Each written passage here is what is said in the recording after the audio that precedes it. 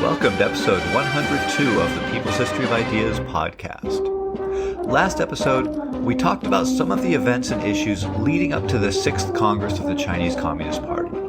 So now let's jump into talking about the Congress itself. Just as a refresher, the dates for the Congress were June 18th to July 11th, 1928, and it was being held on the outskirts of Moscow. The first two sessions of the Congress were taken up with a report that was delivered by the General Secretary of the Executive Committee of the Comintern, Nikolai Bukharin. The report was titled On the International Situation and the Tasks of the Chinese Communist Party.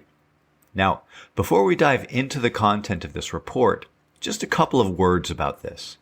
First, it is highly significant that the first speaker and the one delivering the main report that kicked off the Congress was from the Comintern Executive Committee and not from the Chinese Communist Party. This very clearly expressed the dynamic that was at play in the Congress overall, which was that of the elder brother Comintern/Communist Party of the Soviet Union telling the younger brother Chinese Communist Party what the situation was and what the Chinese Party needed to do. And also that so far, in the Comintern's eyes, the Chinese communists had kind of not been doing a very good job, and maybe they wouldn't be in this situation of overt tutelage. Zhang Guotao relates the prevailing attitude in the Chinese Communist Party toward the Comintern at this time in the following passage from his memoir. Quote, "The leaders of the young CCP lacked experience, so obeying instructions of the Comintern was the proper obligation of these subordinates toward their superiors. We believed in the Comintern, acknowledging the fact that the old revolutionaries of the Comintern were more worldly wise than we were. Whenever our views differed with the directives of the Comintern, we invariably regarded ourselves as a group of pupils who dared not show any confidence in their own judgment. Consequently, we sacrificed our own convictions in order to accommodate the Comintern directives. We even looked upon any instruction given by the Comintern representative as holy writ, which had to be followed blindly. In brief, the situation had reached the level of superstitious faith in the Comintern, which was a sad fact." End quote. Now, on some level, there's going to be an ongoing elder brother, younger brother, or teacher and student dynamic between the Soviet and Chinese Communist parties up until the Sino-Soviet split, which takes place during the late 1950s and early 1960s. But the level of subordination of the Chinese communists to Moscow is going to go through some ups and downs in that time frame, with a major change happening after Mao Zedong asserts a large degree of independence in the wake of the defeats that lead to the Long March in 1934. But even then, once Mao is the top leader, there will certainly be some level of deference to Moscow and certainly to the lessons to be learned from the Soviet experience, at least until the late 1950s. But that's getting ahead of ourselves here. So, aside from the significance of how it was Bukharin delivering this opening talk, this main political report to the 6th Congress, rather than Qiubai or one of the other major Chinese leaders, the other thing aside from the actual content of the talk that I want to draw attention to is the length of the talk. As I mentioned, this talk lasted for the first two sessions of the Congress. And we're not just talking about sitting for an hour, taking a pee break, and coming back for another hour. A lot of people who don't study the concrete experience of communist organizations are not necessarily aware that there's a major practice, pretty much across the whole history of international communism since 1917 and around the world, of party congresses opening with what can only be described as very long speeches. We're talking about multi-session, multi-day affairs in some cases. Now, I can't say exactly how long this speech of Bukharin's took, but we can make an educated guess. In 1970, the academic journal Chinese Studies in History printed an English translation of the speech. It took up one entire issue of the journal and part of the following issue, because it was too long to print in one issue. It was 89 pages total. And keep in mind, this speech would have been delivered in Russian with periodic pauses for translation into Mandarin. This took a long time to deliver. And like I said, this was not abnormal in terms of the practice of the international communist movement. And I have to say that as someone who has, like probably most people who teach, attended workshops where we're taught that any lecture over 20 minutes sees massive drop-offs in audience attention, and also endured many lectures about how bad lecturing is supposed to be compared to other ways in which people can absorb knowledge and make it their own. I just find the whole I say it and you absorb it, and we don't get to do this very often, and it's really important. So this is going to take a couple of days for me to tell you this way of thinking about delivering knowledge about political line and strategy and tactics from a leadership figure to a room full of high and middle level cadres to be just a mind-boggling thing. Of course, a room full of professional revolutionaries hearing summations of prior practice and guidance about revolutionary strategy in the current world situation is a very different audience than the audience that college professors have to work with. One assumes that the audience at Bukharin's talk was a lot more rapt than the audience in one of my typical 100-level world history survey classes with a bunch of freshmen who just woke up and are stoked to finally be out of their parents' houses.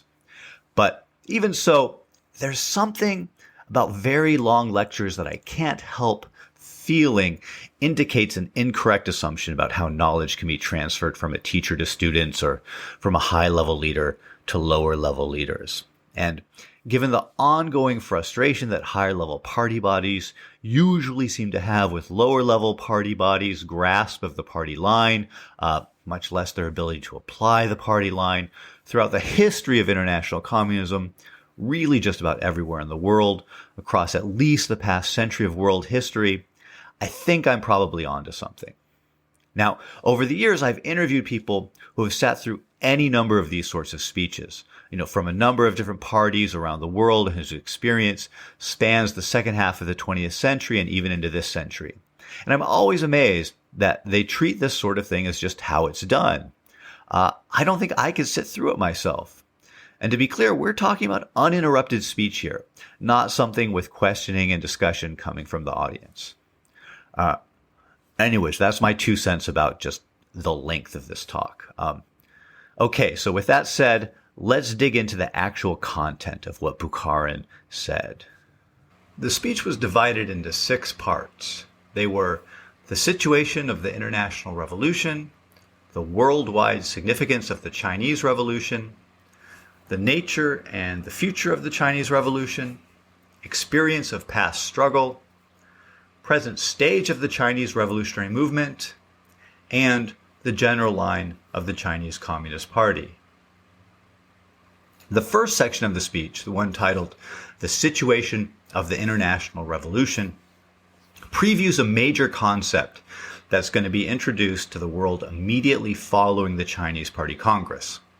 At the 6th Congress of the Communist International, which begins in Moscow on July 17, 1928, so just 6 days after the Chinese Party Congress ended, the thesis is going to be put forward that the world is entering what was called a third period of revolutionary development following the 1917 Russian Revolution.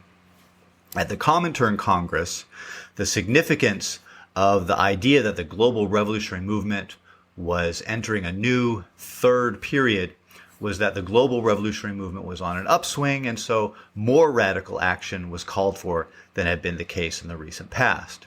This was highly significant for communist parties around the world, and in many countries, including the United States, it served as kind of a spur to more radical activity and helped the local parties to shake off, for at least a short time, some of the really not very radical people who had been contending for leadership in those parties.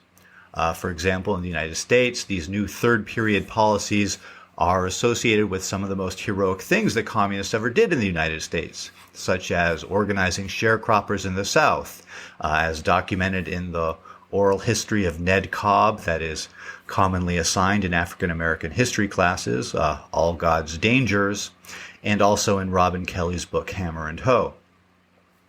The application of this thesis to China is going to be somewhat more complicated, as we'll see.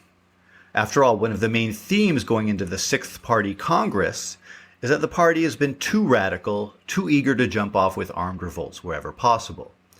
So we're going to see a simultaneous call to pull back on what the party had been doing, along with trying to implement what turns into a global Comintern policy change to become more radical. We'll see how this plays out later. Right now, let's talk about the content of this analysis of the 3 periods of global revolutionary development that Bukharin put forward in his talk to the Chinese Party Congress. So, Bukharin defined what he called the first period of the development of the world revolution as, quote, the urgent revolutionary crises that occurred in many countries. First and foremost among all the countries of Europe were the 2 revolutions in Russia, both victorious revolutions that resulted from the seizure of political power by the working classes. In addition, there were the German Revolution, the Austro-Hungarian revolutions, the repeated attempts of the German working class to widen the revolution and seize political power, and there were the revolutionary eruptions in Italy, the organization of Soviet republics in Hungary and in many other smaller countries, and so on. The manifestations of this profound revolutionary crisis were the direct attacks by the masses, armed hostilities between the working class and the bourgeoisie on the European continent, and large-scale peasant uprisings in many countries, e.g. in Hungary, Romania, parts of Poland, etc. Overall, the revolutionary crisis was a defeat for the working class.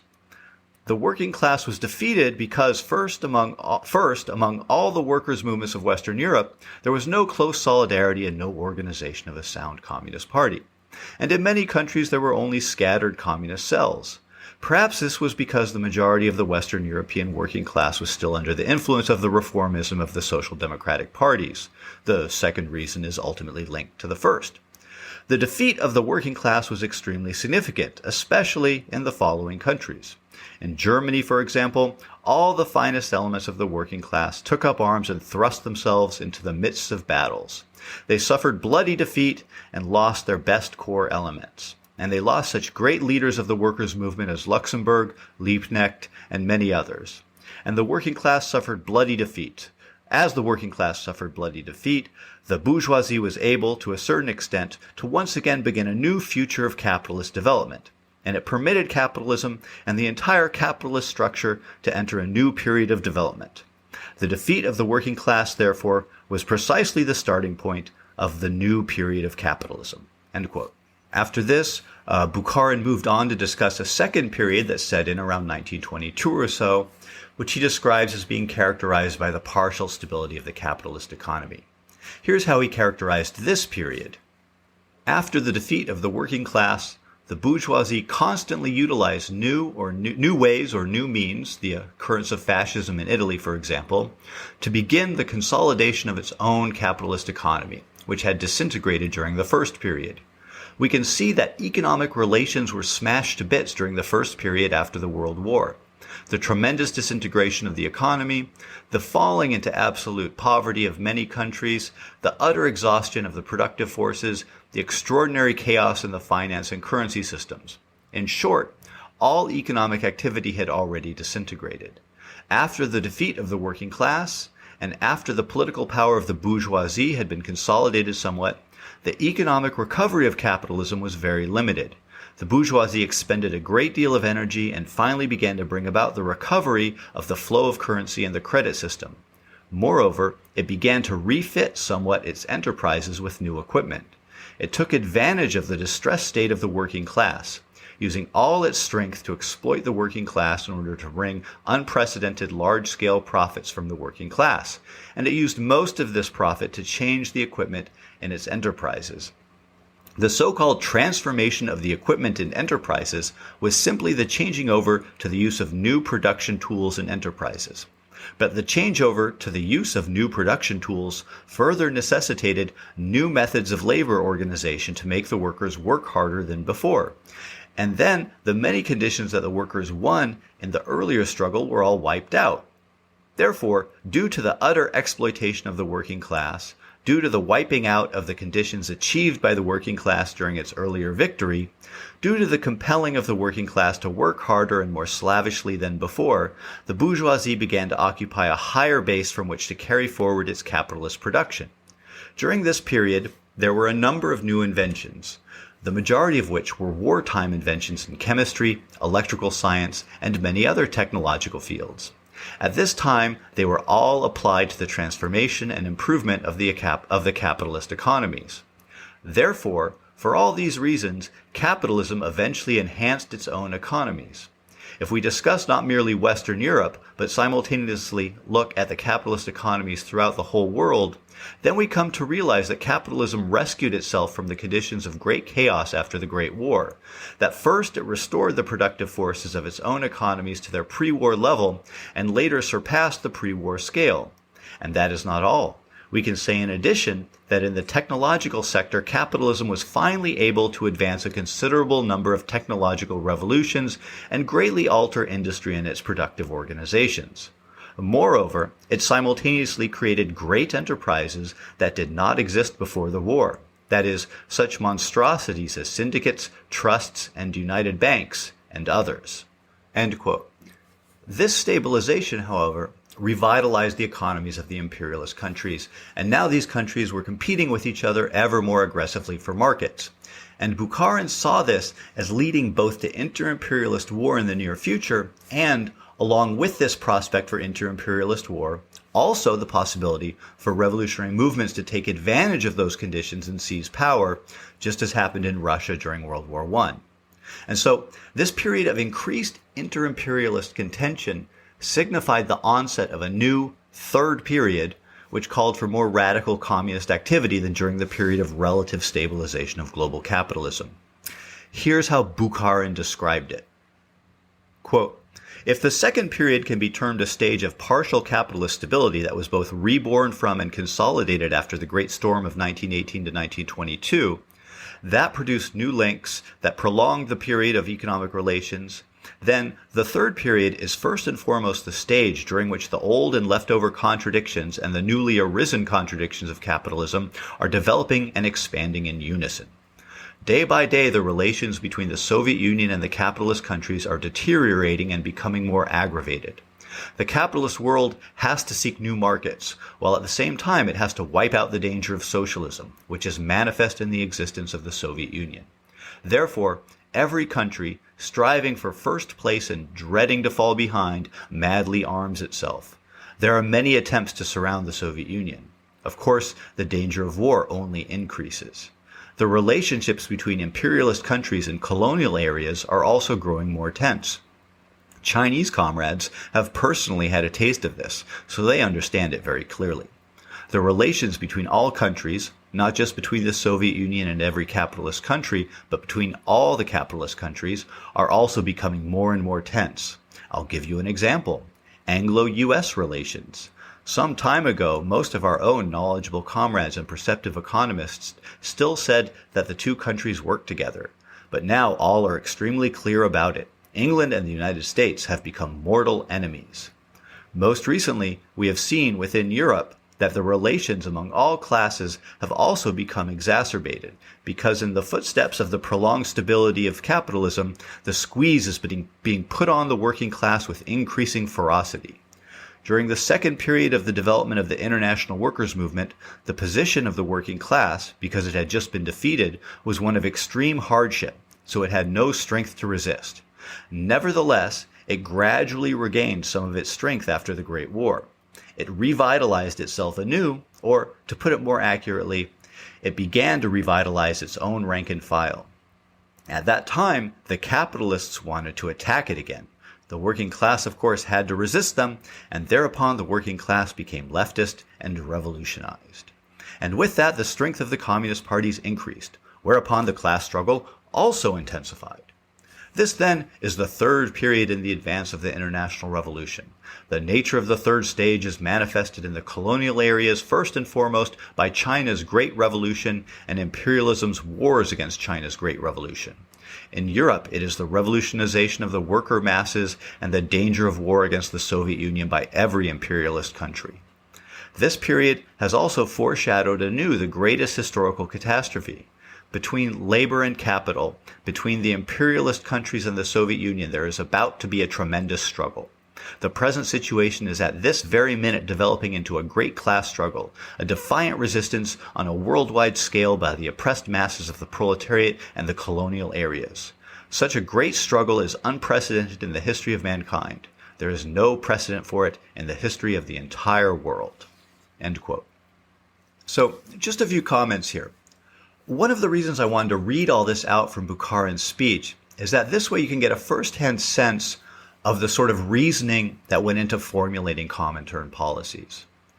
One thing that stands out to me here is the way in which really short-term changes in economic growth, industrial change, and technological advancements were scrutinized by the Soviet leadership, and how their analysis of appropriate revolutionary strategies and possibilities were affected very directly by these short-term changes. On the one hand, I think one potential strength of this approach, and I think that this was why the Soviet leaders did this, was that it was a way of being poised to seize on whatever opportunities presented themselves. And there was a sense in which they wanted to be ready to pivot as quickly as possible to meet the demands of the objective situation. But a real weakness of this approach is, I think, shown here when we see comments like, for example, in what we just read about how, quote, "Now all are extremely clear about it. England and the United States have become mortal enemies," end quote. With the benefit of hindsight, this is clearly a ridiculous statement, and it really didn't take too long for that to become clear. There was a real weakness in seeing the competition for markets between imperialist powers as translating in a one-to-one way into more aggressive forms of imperialist rivalry. But this is how the Comintern was formulating its policies at the time. Bukharin had actually first put forward this thesis about the world revolutionary movement entering a third period back at the 7th plenum of the Executive Committee of the Comintern at the end of 1926. It somewhat countered what had been, and what would become again, the dominant economic thinking of the Comintern, which was articulated by the Hungarian economist Eugen Varga, which was basically that capitalism was caught in a general crisis that would only continue getting worse, and then finally it would be overthrown. Bukharin's ideas about both the possibility of renewed capitalist growth and how that growth itself would lead to further competition, war, and crisis among the imperialist powers better captured the actual dynamics of capitalist development than Varga's ideas, even if the particulars of Bukharin's analysis were a bit lacking, as in the example about U.S.-British rivalry I just mentioned a minute ago. When the Depression hit, that ended up giving a big boost to Varga's ideas about a general crisis of capitalism, and it didn't help that Bukharin had decisively lost his struggle with Stalin by that point. Despite the reversal of the Comintern's commitment to the theoretical underpinnings of the idea of a third period of the world revolutionary movement, the radical third period policies would not be revised until the middle of the mid-1930s. Now, we'll get more into what happens with the Chinese party in the near future. But I do want to preview things here because I think if you're paying attention, you can see where things are going. The 6th Congress of the Chinese Party, as we discussed last episode, had been called in large part in order to end what came to be called blind actionism, the policy of launching armed struggles whenever and wherever it was remotely feasible. However, the policy shift that the Comintern was undergoing called for all communist parties everywhere to push as hard as possible in a radical direction to take advantage of what were seen as the emerging favorable conditions for world revolution.